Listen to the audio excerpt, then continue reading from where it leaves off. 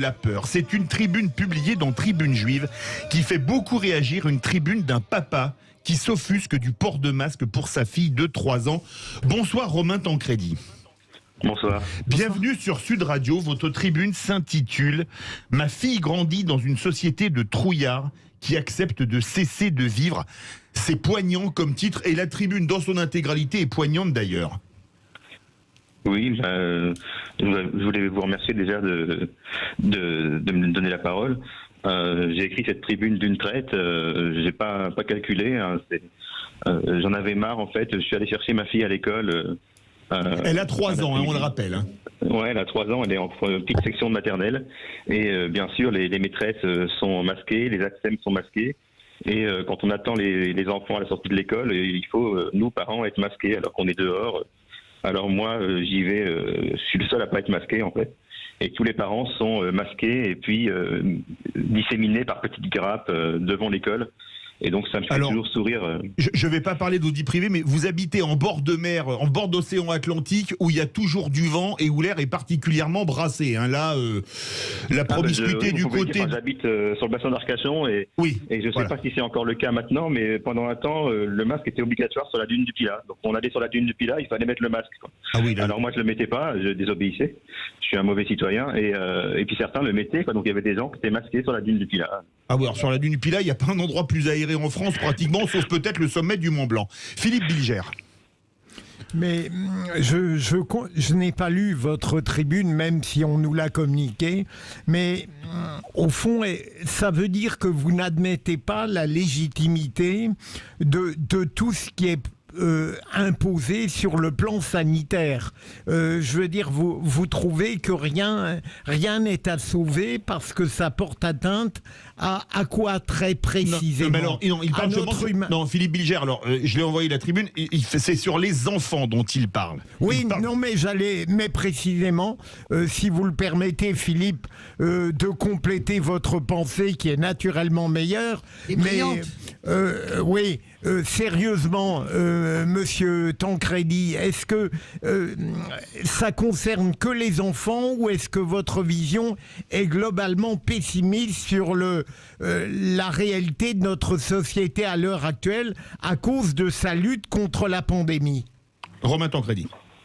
C'est un petit peu, en fait, c'est un tout. Bien sûr, ça concerne d'abord les enfants parce que là, donc la tribune a été faite pour cette raison-là, mais je vais pas. Moi, j'assume ce que je pense. Je pense que c'est vrai que j'ai l'impression que depuis 2 ans, le gouvernement fait un peu navigue à vue, quoi. Alors, je sais bien que c'est compliqué, que c'est une crise compliquée. Je dis pas qu'un autre gouvernement aurait fait mieux. Je dis juste que ça se rajoute à toutes les décisions un peu ineptes qu'on a eues. Alors, dernièrement, c'était des protocoles à l'école qui changent tous les 2-3 jours, là. Mais voilà, souvenez-vous de l'attestation, il fallait s'autoriser à sortir, comme disait Coluche, quoi. Enfin, Coluche, c'était on s'autorise à penser. Là, c'est on s'autorisait à sortir, quoi. Donc on était le seul pays, je crois d'ailleurs, à avoir cette attestation-là. Non, les Italiens l'avaient aussi. D'ailleurs, on l'a pris sur le modèle des Italiens et des Espagnols aussi. Donc. Et puis, non, alors, pour répondre à M. Bilger, je minimise pas du tout ce qui se passe et je ne dis pas que le gouvernement n'a pas des décisions compliquées à prendre, mais par rapport à nos enfants, moi, c'est les enfants que je vois. C'est vrai que, alors, on sait que c'est un virus qui est très peu dangereux pour les enfants. C'est d'ailleurs pour ça que par exemple, moi, je suis opposé à la vaccination pour les enfants. Mais voilà, je trouve qu'un enfant, alors ma fille a 3 ans, mais les enfants qui ont de 6 à 11 ans, qui doivent porter les masques, les enfants qui voient des gens masqués tout le temps, toute la journée, pendant 8 heures, les professeurs, les instituteurs, les ATSEM, pour ce qui s'agit des maternelles, parce que ma fille est en maternelle, je trouve que c'est un démarrage dans la vie qui est compliqué, qui est pas très gai, quoi. Françoise Degois veut réagir. Ça rejoint Romain Tancredi. Du coup, je vous ai cherché parce que j'ai vu que Philippe Bilger, donc j'ai lu votre tribune, je vous ai cherché, j'ai vu qu'il y a écrit un très beau texte sur Charlie Hebdo aussi. Il y a beaucoup de textes de vous sur Tribune Juive et ça rejoint ce que vous dites. Moi, j'étais pas du tout pas sensible à ce point, probablement parce que je n'ai pas d'enfant, mais j'ai écouté Evelyne Entier Edwige Antier, pardon, la pédiatre. chez nos amis d'LCI. Et vraiment, comment dirais-je, le diagnostic qu'elle a fait des troubles pour les enfants m'a complètement sidéré. Je pensais pas, parce que c'est vraiment une pédiatre dont on peut pas remettre en cause l'expérience, etc. C'est une vraie référence. Et elle va dans ce que vous dites, vous. Alors, elle le dit pas avec ces mots, mais elle dit que tout ça est très violent pour le développement des enfants. Les enfants ont besoin, ils sont dans l'appréhension, ils ont besoin de lier des contacts en permanence, que le masque, véritablement, c'est quelque chose de totalement castrateur, dans le pire mutilant, en fait, dans leur relation aux autres, et qu'effectivement, on peut avoir des problèmes majeurs dans les années qui viennent avec cette génération. Donc, j'ai été très heurté. Évidemment, Philippe, après, nous a envoyé votre tribune, et je me suis dit, au fond, voilà, moi, c'est quelque chose que j'ai pas bien perçu parce que je n'ai pas d'enfants, mais je pense que, par exemple, si j'avais des enfants, je serais insupportable pour moi de leur inoculer un vaccin pour une maladie qui leur fait rien. Je donne la parole à Caroline Pilastre, ensuite à Romain Tancredi. Moi, j'ai une petite fille qui n'est pas ma petite fille, mais c'est comme c'était de ma petite fille. Elle est née le 15 février 2020, donc à 1 mois du confinement. La pauvre gamine, elle va avoir 2 ans le mois prochain. Elle n'a connu qu'un monde avec des masques, et je trouve ça terrifiant. Caroline Pilastre, oui, bien qu'est-ce que vous voulez dire à Romain Tancredi? Votre tribune est un ras-le-bol généralisé que vous avez orienté vers les enfants et pour votre petite fille. C'est vrai que c'est compliqué. On est dans une crise sanitaire où il y a des évolutions quotidiennes et c'est pour ça qu'on ne sait plus sur quel pied danser. Maintenant, même si moi aussi, je vous rejoins tous. C'est très difficile pour les enfants, surtout sur le plan cognitif, parce qu'en fonction de la famille dans laquelle vous évoluez, évidemment, vous n'avez pas les mêmes chances, que ce soit en termes d'apprentissage, mais je pense justement que les parents ont un double rôle à jouer. C'est-à-dire que le rôle des parents, c'est quand même d'atténuer la situation, d'écouter les enfants, d'expliquer le plus honnêtement et de manière simple les choses. Et si vous expliquez, alors elle a 3 ans, elle est toute petite, mais moi je parle plus des enfants qui ont entre 6 et 10 ans, et comme toi Françoise, je n'ai pas d'enfants, donc c'est peut-être simple, mais je sais que si j'avais des enfants, je leur dirais, écoutez, ne culpabilisez pas, c'est un moment difficile à passer, mais si on fait tous des efforts, on y arrivera. Donc je pense que les enfants... Moi, je ne les ferai pas vacciner. Moi non plus. Hein. Pour la vaccination, je suis d'accord avec toi. Mais je pense que les parents, au niveau des gestes barrières, ont un rôle de pédagogie à jouer. Romain Tancredi, je vais vous poser une dernière question après avoir attentivement lu notre tribune. Elle se conclut par « Je n'en peux plus d'entendre ma fille de 3 ans faire allusion au port du masque. Je n'en peux plus de cette société, je n'en peux plus de ce pays, je n'en peux plus de ce monde, je n'en peux plus de cette vie. » Est-ce que vous, c'est pas, je vais faire du Emmanuel Macron, les hypochondriaques et les marchands de peur qui vous emmerdent? Vous m'enlevez de la bouche, en fait, c'est vrai. Moi, et pour reprendre un autre président qui était bien plus compétent, à mon avis, c'est mon avis, c'était Pompidou, arrêtez d'emmerder les enfants, en fait, c'est ça. Il faudrait arrêter d'emmerder les enfants.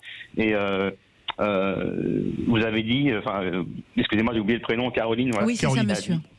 A dit, mais excusez-moi. Vous avez dit que il faut dire aux enfants, c'est un mauvais moment à passer. Je pourrais être d'accord avec vous, mais ce qu'il y a, c'est que ça fait 2 ans que c'est un mauvais moment à passer. Ça dure.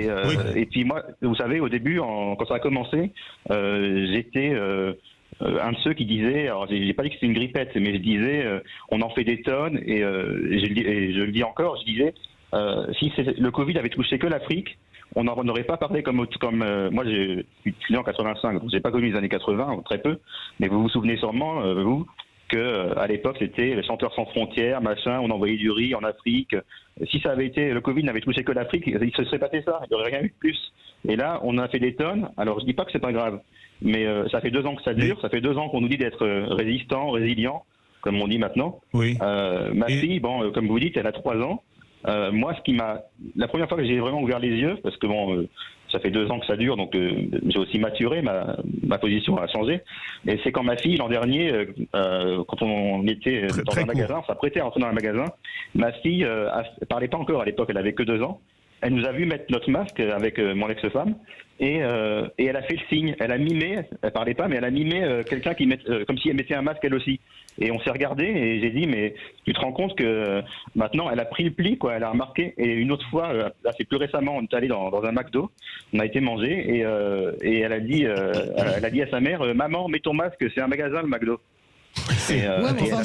Vous avez quand même des millions de petits d'un pays que j'adore et que je connais bien. Vous avez des millions de petits Japonais qui vivent avec le masque. Après, est-ce que c'est moi j'ai une question à vous poser, Romain Tancredi, qui m'intéresse. Est-ce que vous êtes vacciné vous-même?